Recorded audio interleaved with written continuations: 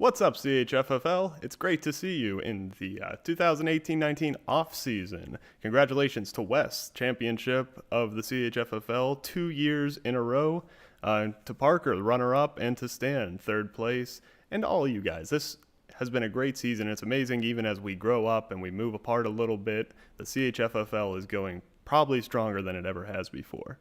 Anyway, first update for the off-season, we're going to cover the Coach of the Year award. We finally had that chosen. We're going to talk about the Bucs for Bucs scholarship. I had a good conversation with somebody who's kind of involved with that, so I'm just going to update you guys, and we have some decisions to make over the next week or so. First, though, your Coach of the Year, I think somewhat predictably, was the runner-up, Big Pa. He had 7 out of the 8 registered votes, and that was enough for majority, so I wasn't going to hold it open until we got all 12. He retooled his entire team from early on in the season. You've heard me go on about the elaborate trades he's made.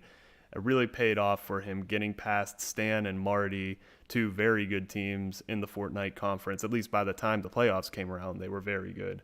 And his preseason projection, I'm going to do a video reviewing all the preseason projections. If you remember when I did those videos based off of what keepers you had and what draft picks you had, I gave him a B-, 9th overall in the league and 4th in the Fortnite Conference, and still he finishes second.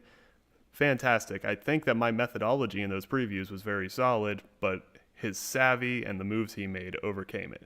Good job, Parker. We'll be getting you a trophy soon. Trophy update might be the next big video, or one of the next within the next few weeks, but that's for another time. So let's get on to talking about the Bucs for Bucs scholarship. So I was able to talk, and I know a concern a lot of people had. First of all, I love the enthusiasm that we have for the scholarship. I've been getting texts from some of you just separately from the group chat asking about it, and I'm really hyped that you guys are hyped.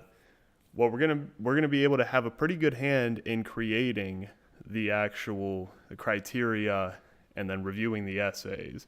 So over the next week and a half, here I have the timeline, but I was going to jump to that. Over the next week and a half, we're going to decide what we want it to be for, the name of it, yada yada. I have that on the next slide. Then we're going to review applications that come in for a couple of months, and we'll get to read the essays, pick our favorites, and then the award will be given whenever they go out. I think it's at graduation or very near graduation, so end of May.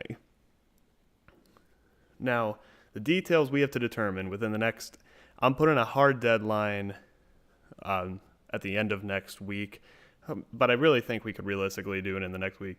We need to pick the name of our scholarship, which Chartreuse Houston Fantasy Football League Annual Bucs for Bucs Scholarship sounds pretty good to me, but maybe somebody has another name idea.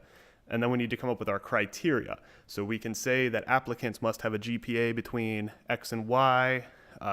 We can specify what extracurriculars we want them to have taken part of in high school.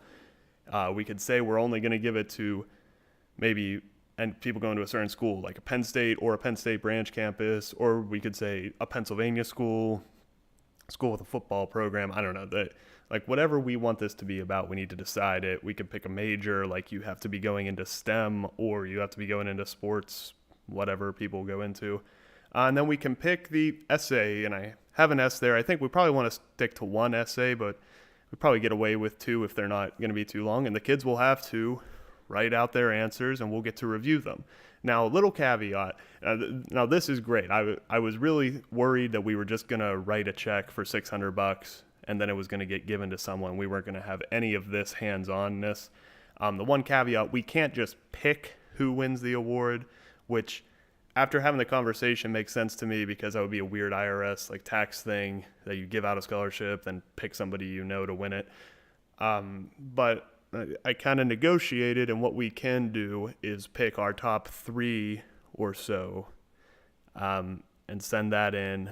And then whatever committee they have that reviews the essays, we'll have to pick from our top 3, or at least they'll pick theirs and they'll be weighted together, and we'll get 50% weight in making the choice, if that makes sense, which I think is pretty fair, and I'm still really excited for all of this. So how we're going to decide all this stuff, I'm going to do a Google form like I did when we picked the draft date, and it's going to have all that stuff, the criteria, the name, and it'll get all your ideas. I'm going to put that out within the next day or so, but not immediately, so maybe we can talk about it in the chat. Like I said, I'd really like to send an email off with exactly what our scholarship is going to be by the end of next week. And my bad for being so late getting this video, would have given us more time, but it's really not something that should take that long. Anyway, I'm super happy to be back in the CommishCast booth here in Columbus, West Central Georgia, talking to you guys, and we'll have so many more updates. This offseason is going to be exciting. So thanks for watching. Like, subscribe, all that. We'll see you.